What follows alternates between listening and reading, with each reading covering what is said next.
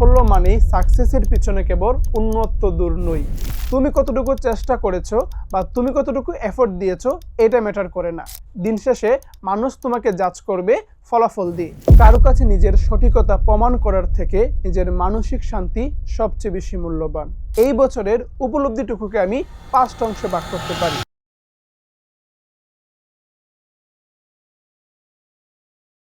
আমি বরাবরই ক্যামেরা বিমুখ মানুষ। নিজেকে নিয়ে, নিজের অভিজ্ঞতাটুকু নিয়ে কখনো ক্যামেরার সামনে এভাবে বলা হয়ে ওঠেনি। বছরের এই প্রান্তসীমায় দাঁড়িয়ে আজ স্পষ্ট বুঝতে পারছি, এই বছরটা নীরবে নিঃশব্দে আমাকে অনেক কিছু শিখিয়েছে। সব শিক্ষা আনন্দের ছিল না, এই পথের জার্নিটা মখমলের মতো সহজও ছিল না। তবু জীবনের প্রত্যেকটা অভিজ্ঞতা আমাকে খোদাই করে এক নতুন মানুষে রূপান্তর করেছে। এই বছর আমাকে বুঝিয়েছে সাফল্য মানেই সাকসেসের পিছনে কেবল উন্নত দূর নই, কিছু কিছু ক্ষেত্রে সেফ টিকে থাকাটাই জীবনের সবচেয়ে বড় অর্জন।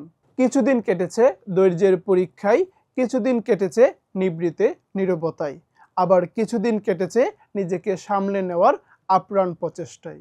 আমি বুঝেছি জীবনে উন্নতি করতে হলে ক্ষণিকের মোটিভেশনের থেকে পাথরের মতো শক্ত কনসিস্টেন্সি সবচেয়ে বেশি ইম্পর্টেন্ট।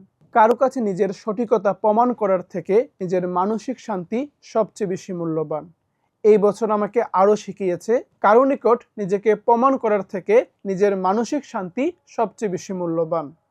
এই বছর আমাকে আরও শিখিয়েছে সবাই তোমার গন্তব্যের শেষ পর্যন্ত সঙ্গী হয় না। কিছু মানুষ থাকে জীবনের অভিজ্ঞতা হয়ে, জীবনের গন্তব্যের অংশ হয়ে, নিজের উপলব্ধির ধূলিকণা হয়ে।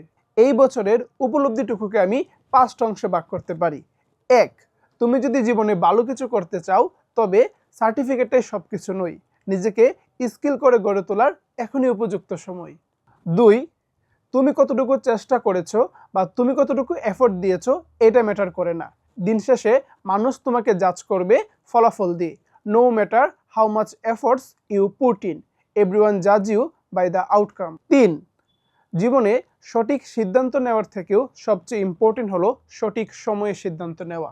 সঠিক সময়ের সিদ্ধান্তটি যদি ভুলও হয় তবু তুমি আসলে অনেক কিছু শিখতে পারবে, কিন্তু সঠিক সময়ে সিদ্ধান্ত না নিলে জীবন থেকে জিতার বা শিকার অভিজ্ঞতাটুকুই হারিয়ে ফেলবে। 4. আল্লাহর উপর তাওয়াক্কুল রাখতে হবে।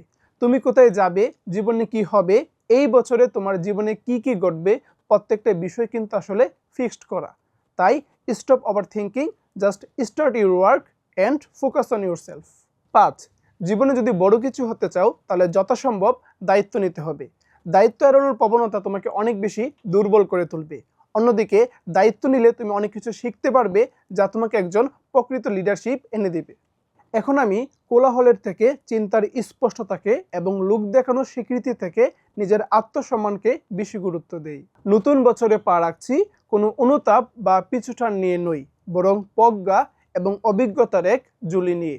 লক্ষ্য একটাই, আরও অবিচল হওয়া, আরও অবেদ্য হওয়া, আরও দুর্দান্ত হওয়া, নিজেকে আগের থেকে আরও উন্নতভাবে প্রেজেন্ট করা।